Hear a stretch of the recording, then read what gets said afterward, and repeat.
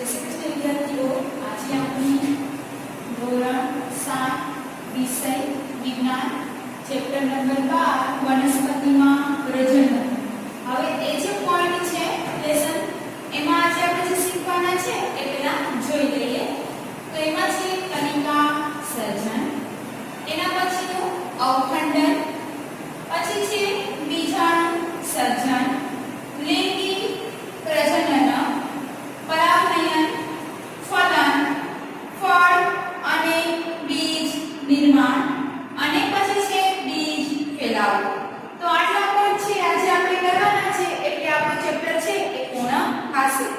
તો પહેલું છે કણિકા સર્જન, પેજ નંબર 135 પર. ઈસ્ટ જેવા નાના સજીવો માત્ર સૂક્ષ્મદર્શક દ્વારા જ યંત્ર દ્વારા જ જોઈ શકાય છે. એટલે કે તેને જોવા માટે સૂક્ષ્મદર્શક યંત્રની જરૂર પડે. તેઓને જો પૂરતા પ્રમાણમાં પોષક તત્વો આપવામાં આવે તો તેઓ વૃદ્ધિ પામે છે અને અમુક કલાકે બહુગુણિત થાય છે. ઈસ્ટ એ એક કોષી સજીવ છે. કેવો સજીવ છે? એક કોષી. હવે આગળ જોઈએ આપણે તો એમાં છે પ્રવૃત્તિ 12.3. ઈસ્ટ કેક કે ઈસ્ટ પાવડર બેકરી કે કેમિસ્ટની દુકાનેથી લેવાના છે. એક ચપટી ઈસ્ટ લો અને તેને પાણી ભરેલા વાસણમાં મૂકો. તેમાં એક ચમચી ખાંડ લો અને તેને હલાવીને તો કે દ્રાવ્ય કરો. તેને ઓરડાની ઉફાળી જગ્યા પર મૂકો, એટલે કે જે ગરમ જગ્યા હોય ત્યાં મૂકવાનું. 1 કલાક પછી કાચની સ્લાઇડ પર આ દ્રાવણનું એક ટીપું મૂકો અને સૂક્ષ્મદર્શક યંત્રની મદદથી નિહાળો. એટલે કેનાથી જોવાનું છે? તો કે સૂક્ષ્મદર્શક યંત્રની મદદથી. તમને શું જોવા મળે છે? તમને ઈસ્ટના નવા સર્જાયેલા કોષો જોવા મળશે. આકૃતિ 12.5 છે એમાં જોઈએ તો કણિકા સર્જન દ્વારા ઈસ્ટમાં પ્રજનન. એમાં પેલું છે ઈસ્ટનો કોષ, પછી શું થાય છે? વિકસિત કલિકા બને છે, પછી નવી કલિકા બને છે અને કલિકાઓની સાંકળ સર્જાય છે. ઈસ્ટના કોષમાંથી એક નાનું બલ્બ જેવું પ્રલંબન જોવા મળે છે, જેને કલિકા કહે છે. શું કહેવામાં આવે છે? તો કે કલિકા. કલિકા ધીરે ધીરે તો કે વિકાસ પામે છે અને પિતૃકોષથી અલગ થઈ નવા કોષનો વિકાસ પામે છે. નવો કોષ વૃદ્ધિ પામે અને પુખ્ત બને છે, એટલે ધીરે ધીરે તો કે આગળ વધશે અને બીજા ઘણા ઈસ્ટના કોષો સર્જે છે. તો તમે જો ઘણા બધા કોષો છે એ સર્જેલા છે. કેટલીક વાર બીજી કલિકાઓ મુખ્ય કલિકાઓમાંથી સર્જાઈ કલિકાની સાંકળ બનાવે છે. શું બનાવે છે? તો કે સાંકળ બનાવે છે. જો આ પ્રક્રિયા ચાલુ રહે એટલે સતત ને સતત આ પ્રક્રિયા ચાલુ રાખવામાં આવે તો થોડા સમયમાં વિશાળ સંખ્યામાં ઈસ્ટના કોષો જોવા મળે છે. એટલે આ પ્રક્રિયા ચાલુ રહી તો આપણે ઈસ્ટ છે એના કોષો તો કે જોવા મળે છે. આગળ જોઈએ અવખંડન, બીજો પોઈન્ટ. તળાવમાં અથવા તો સ્થિર પાણીમાં લીલો ચીકણો જથ્થો જોયો હશે તો ખબર છે તળાવ હોય બરાબર, અથવા તો સ્થિર પાણી હોય ત્યાં ચીકણો આપણે તો કે જથ્થો જોયેલો હશે. તે શું છે? તો કે લીલ છે. જ્યારે પાણી અને પૂરતા પોષક તત્વો મળી રહે ત્યારે લીલ ઉગે છે અને વિખંડન દ્વારા ખૂબ જ ઝડપથી બહુગુણિત થાય છે. તેના દ્વારા વિખંડન દ્વારા લીલનો તંતુ 2 કે તેથી વધુ ટુકડાઓમાં તૂટે છે, એક ટુકડામાં તૂટતો નથી. આ તંતુઓ કે ટુકડાઓ નવા વ્યક્તિગત તંતુ તરીકે વર્તે છે. કઈ રીતે થશે ટુકડા તૂટીને? તો કે નવા વ્યક્તિગત તંતુ તરીકે ઉભરી આવશે. આકૃતિ 12.6 છે એમાં તમે જોઈ શકો છો કે આ પ્રક્રિયા ચાલુ રહે અને ટૂંકા સમયમાં વિશાળ વિસ્તારને ઢાંકે છે. તો તમે જોઈ શકો કે એક આખો પ્રકાર છે, પછી ધીમે ધીમે છે એ આગળ વધે છે. આકૃતિ 12.6 માં સ્પાઇરોગાઇટા એટલે કે એક લીલમાં અવખંડન થાય છે, એના વિભાગ પડી જાય છે. પછી આપણે આગળ જોઈએ એના પછીનો પોઈન્ટ છે બીજાણુ સર્જન. તો એમાં કીધું કે હવામાં હાજર બીજાણુઓ દ્વારા બ્રેડના ટુકડા પર ફૂગ ઉડી આવે છે. એના દ્વારા એની હવામાં હાજરી હશે તો કે બીજાણુ. હવે આગળ જોઈએ આપણે તો એમાં કીધેલું છે કે પ્રવૃત્તિ 1.2 ફરીથી કરવાનું કીધું છે. બ્રેડના ટુકડા પર કપાસ જેવા તાતણા જોઈ શકાય છે. જ્યારે બીજાણુ મુક્ત થઈને તે હવામાં તરતા રહે છે. કેમાં તરતા રહે છે? હવામાં. તે ખૂબ જ હલકા હોવાથી ખૂબ જ લાંબુ અંતર કાપી શકે છે, એટલે કે દૂર જઈ શકે છે. બીજાણુ અલિંગી પ્રજનન છે, પ્રજનન અંગ છે. દરેક બીજાણુ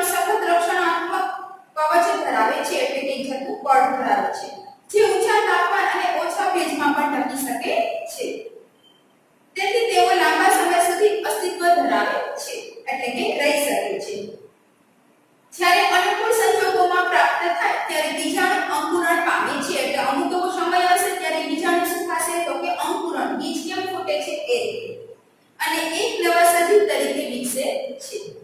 મોસ અને હંસરાજ વગેરે પણ બીજાણુ દ્વારા પ્રજનન ક્રિયા કરે છે. તેના દ્વારા તો કે બીજાણુ દ્વારા.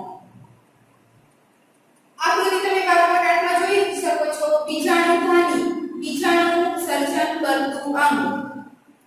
અને પછી છે એમાં આપેલું છે હંસરાજમાં બીજાણુ સર્જન દ્વારા પ્રજનન કઈ રીતે થાય છે. હવે આપણે આગળ જોઈશું. એનો પોઈન્ટ છે લિંગી પ્રજનન. તો પુષ્પની રચના અગાઉ પણ આપણે જોઈ ગયા છે. તો પુષ્પ એ વનસ્પતિમાં પ્રજનન અંગ છે. કેવું અંગ છે? તો કે પ્રજનન અંગ. પુકેસર એ નર પ્રજનન અંગ છે અને સ્ત્રી કેસર એ માદા પ્રજનન અંગ છે. બરાબર. આકૃતિ 5.9 આપેલી છે, એમાં તમે જોઈ શકશો. તો જો એમાં તમને ઉપર છે પુકેસર છે અને નીચે છે સ્ત્રી કેસર છે એ આપેલા છે. હવે આપણે તો કે આપણે જે આકૃતિ છે એના ઉપરનો પ્રવૃત્તિ 12.4 છે જોઈએ. એક સબસબ ઓબ્લિક જાસૂદ અથવા તો પેટુનિયાનું પુષ્પ લો અને તેના પ્રજનન અંગો અલગ કરો. તેના પુકેસર અને સ્ત્રી કેસરનો અભ્યાસ કરો. જે ફૂલો માત્ર સ્ત્રી કેસર અથવા માત્ર પુકેસર ધરાવે છે તેને એકલિંગી પુષ્પો કહે છે. એટલે એમાં લિંગ કેટલું હશે? તો કે એક જ. જે ફૂલો સ્ત્રી કેસર અને પુકેસર બંને ધરાવે છે તેને દ્વિલિંગી, કારણ કે બંને કેવા હોય છે? ભેગા, એટલે એને કેવું કહેવામાં આવશે? દ્વિલિંગી પુષ્પો કહે છે. મકાઈ, પપૈયા, કાકડી એકલિંગી પુષ્પો ધરાવે છે. જ્યારે સરસવ, ગુલાબ, પેટુનિયા દ્વિલિંગી પુષ્પો ધરાવે છે. એટલે કે એમાં સ્ત્રી કેસર અને પુકેસર બંનેની હાજરી હોય છે. હવે આપણે આગળ જોઈએ તો જો પુકેસર છે એમાં તંતુ ગ્રીન જેવો ભાગ છે અને ઉપરનો ભાગ છે એ પરાગાશય છે. સ્ત્રી કેસર છે એમાં સૌથી ઉપરનો ટોચનો ભાગ તમે જો તો પરાગાશય છે. પછી છે નળી જેવો ભાગ છે એ પરાગવાહિની છે. પછી તમને તો કે એમાં અંડાશય છે આ આપેલું છે નીચેના ભાગમાં, અને સામે છે કે તમે જે કાચાવાળો ભાગ જોઈ શકો છો એ છે અંડકો.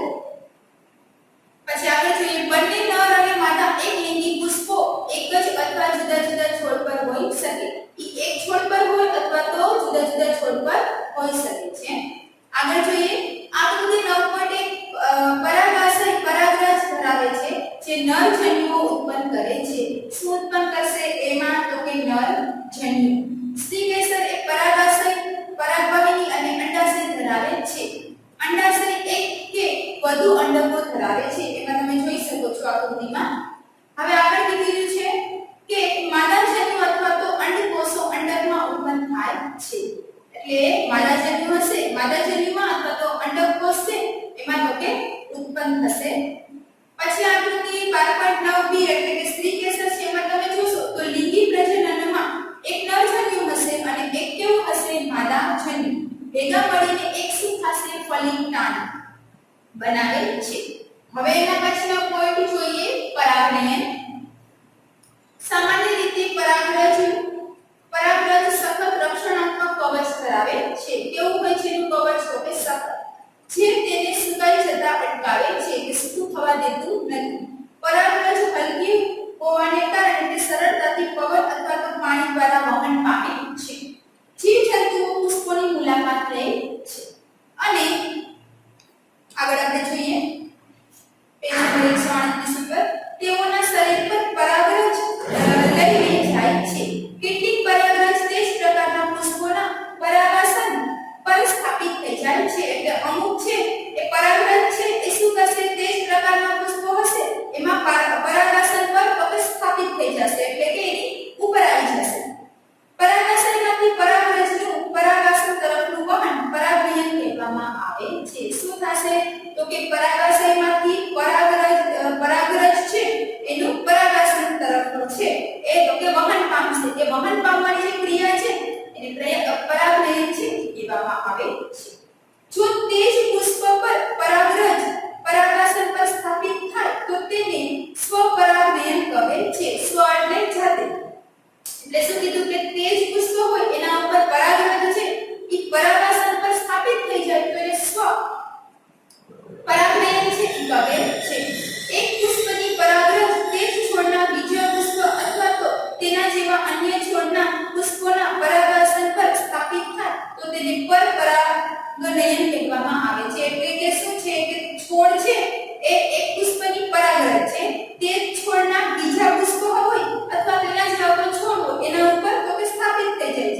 એને પરપરાગનયન છે એ કહેવામાં આવે છે.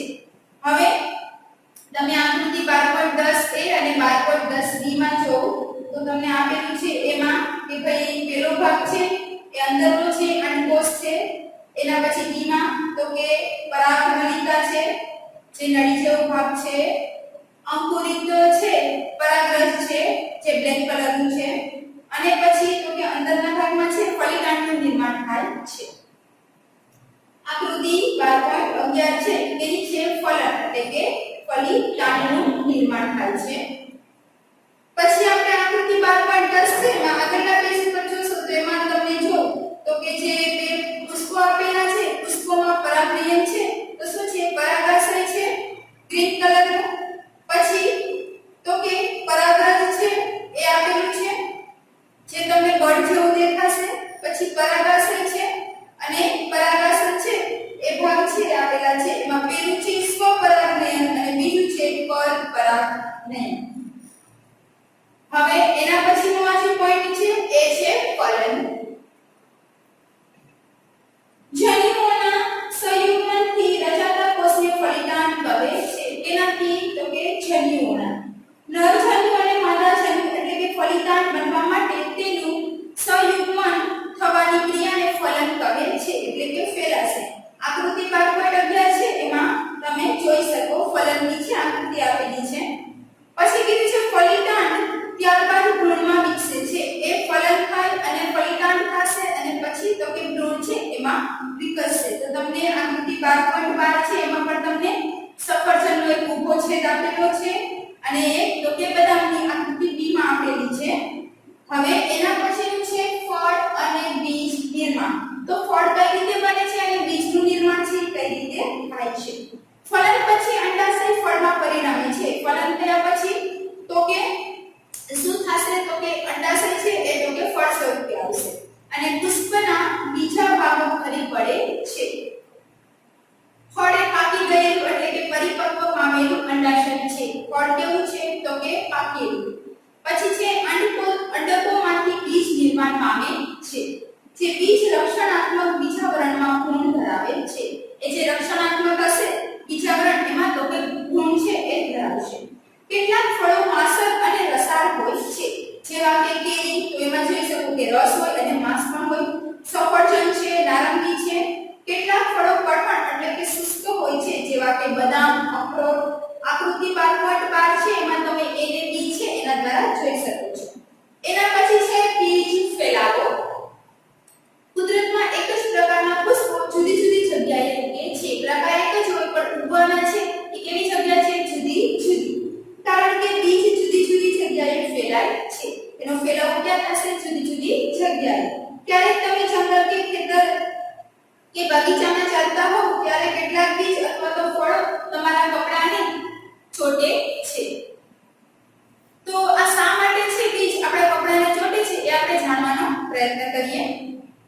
જો એક જ વનસ્પતિના બધા જ બીજ એક જ જગ્યા પર પડે અને બધા જ ત્યાં જ વૃદ્ધિ પામે તો તમે શું વિચારશો શું થશે. અહીં સૂર્યપ્રકાશ અને પાણી ખનિજ ક્ષારો અને જગ્યા માટે સખત સ્પર્ધા જોવા મળે છે. એક જ જગ્યાએ પડે તો શું થાય એક જાતની સ્પર્ધા થઈ જાય છે. પરિણામે આ બીજ તંદુરસ્ત વનસ્પતિ તરીકે વૃદ્ધિ ન પામે. એક જ ઠેકાણે બધી વસ્તુનો ઢગલો થઈ જાય તો વૃદ્ધિ થતી નથી. વનસ્પતિને બીજના ફેલાવાની પ્રક્રિયા દ્વારા ફાયદો થાય છે. એ ટૂંકમાં ફેલાય એના દ્વારા શું થશે વનસ્પતિને ફાયદો થશે.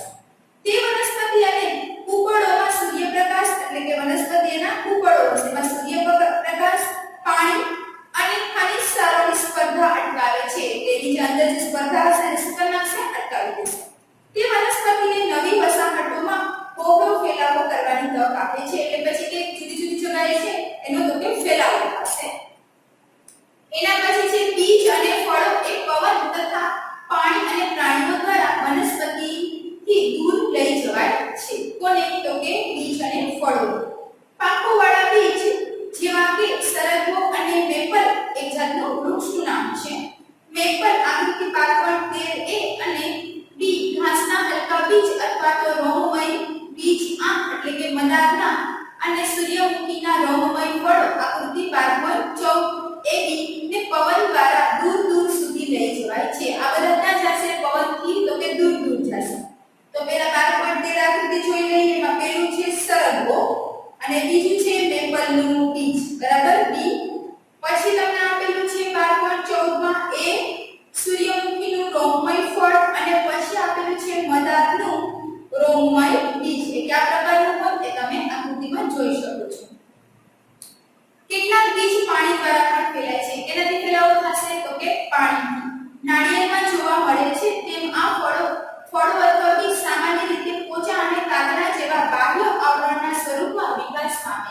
એનું આવરણ ક્યાં હશે તો કે બાહ્ય અને તો કે વિકાસ પામશે કેટલાક બીજ પ્રાણીઓ દ્વારા ફેલાય છે કોણ ફેલાવો કરશે તો કે પ્રાણીઓ ખાસ કરીને જેમાં બીજ કાંટાળા હોય હૂફ જેવી રચના ધરાવે છે જે પ્રાણીઓના શરીર સાથે જોડાઈને દૂરના સ્થળો સુધી જાય છે કોઈ પ્રાણી છે એમાં બીજ ચોટી જશે અને પછી બીજા સ્થળે બીજ પડશે તો ત્યાં એ વનસ્પતિ ઉગી નીકળશે ઉદાહરણ તરીકે ગાડરિયું આકૃતિ તમે બારકોડ અંદર છે એ નીચે જોઈ શકો છો ગાડરિયું કેવું હોય છે અને યુરેના કેટલાક બીજનું વિકરણ ત્યારે જ થાય છે જ્યારે ફળ ઝટકાથી ફૂટે છે કેવી રીતે ફૂટશે તો કે ઝટકાથી આ બીજ પિતૃ વનસ્પતિથી ખૂબ જ દૂર સુધી ફેલાય છે એટલે પિતૃ વનસ્પતિ હશે એનાથી ક્યાં ફેલાશે તો કે ખૂબ જ દૂર